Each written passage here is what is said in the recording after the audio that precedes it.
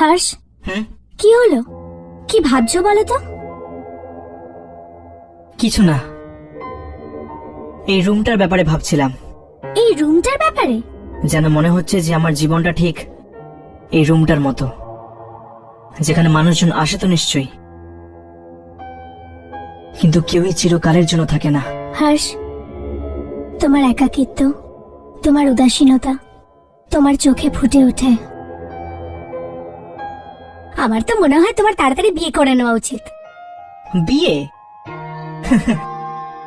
বিয়ে করার জন্য একটা মেয়ের দরকার পড়ে, আর এরকম কোনো মেয়ে আছে কি যে আমাকে বিয়ে করতে চাইবে? কে জানে, তোমার আশেপাশেই আছে আর ব্যাস, তুমি দেখতেই পাচ্ছ না।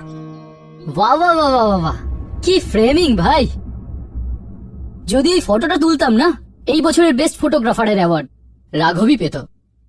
অ্যাওয়ার্ড তো তোকে দুর্জন দেবে যখন তুই তোর এই ক্যামেরাতে ওই আত্মার ফটোটা তুলবি। আত্মা? 10টা বেজে গেছে, আত্মাদের জাগার সময় হয়ে গেছে। চল গিয়ে গুড মর্নিং বলে আসি।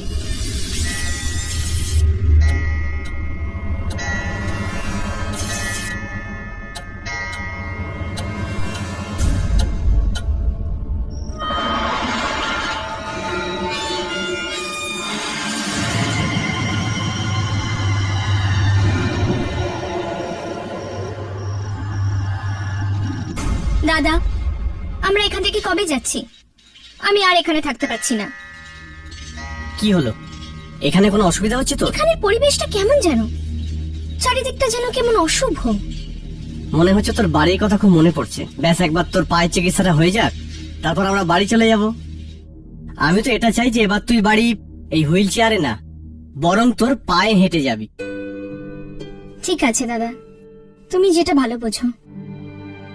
এবার তুমি তাড়াতাড়ি ডক্টরটার সাথে আমি দেখা করাও, তারপরে দেখবে আমি ঝট করে ঠিক হয়ে যাব। এই না হলে কথা। নে, এই ওষুধটা খেয়ে নে।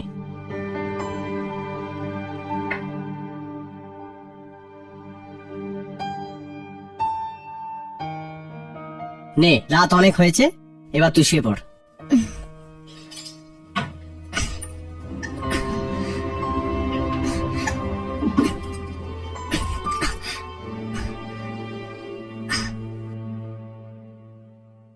দাদা, লাইটস অফ করো না, আমার অন্ধকারে ঘুম আসে না। আরে তুই কি ছোট বাচ্চা? কিচ্ছু হবে না, নিশ্চিন্তে ঘুমা। Good night. গুড নাইট দাদা।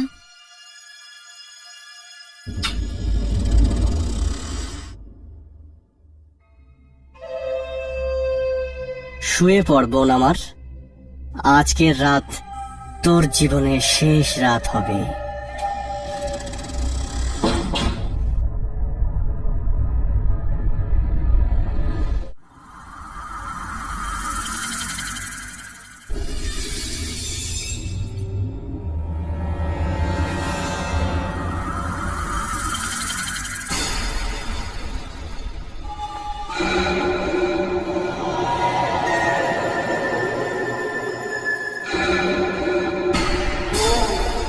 এই রামান আমাকে মারবে বলেছিল। এই হোটেলে 10টার পর কেউ থাকে না। মনে হয় এ ঘুমোচ্ছে।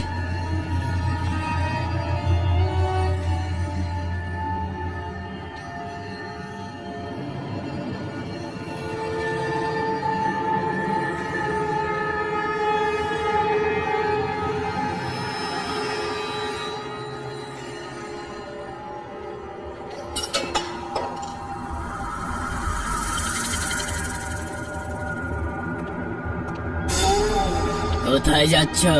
আরে আরে দাদা, আপনি আপনি জেগে গেছেন? আমার একজনের সাথে দেখা করার ছিল। কার সাথে? তোর কি দরকার? কার সাথে দেখা করবে? না বললে কি করবি তুই? আর এমনিতেও তুই কি করিস হোটেলে? হ্যাঁ, তুই ঘুমানোর মাইনে পাস না? তো চুপচাপ নাক ডাক, বুঝলি? নয়তো সারা জীবনের মতন ঘুম পাড়িয়ে দেবো।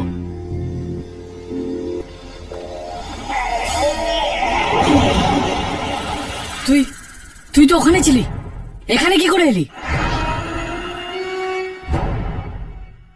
তুই সহজে মানবি না।